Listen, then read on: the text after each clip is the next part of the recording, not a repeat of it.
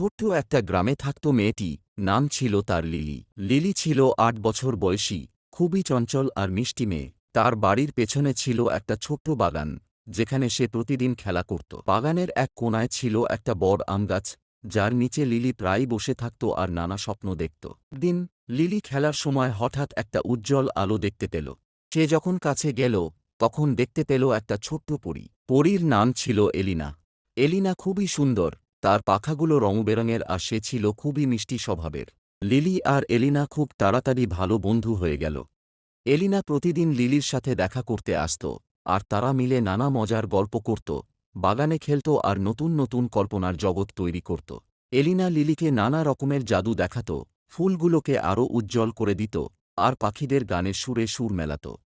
একদিন লিলি জানতে পারল যে এলিনা আসলে পরীর রাজ্যের রাজকন্যা, কিন্তু সে মানুষের পৃথিবীটা খুব পছন্দ করে আর বিশেষ করে লিলির সাথে সময় কাটাতে খুব ভালোবাসে। এলিনা বলল, লিলি, তুমি আমার সবচেয়ে ভালো বন্ধু। তোমার সাথে সময় কাটিয়ে আমি খুবই খুশি।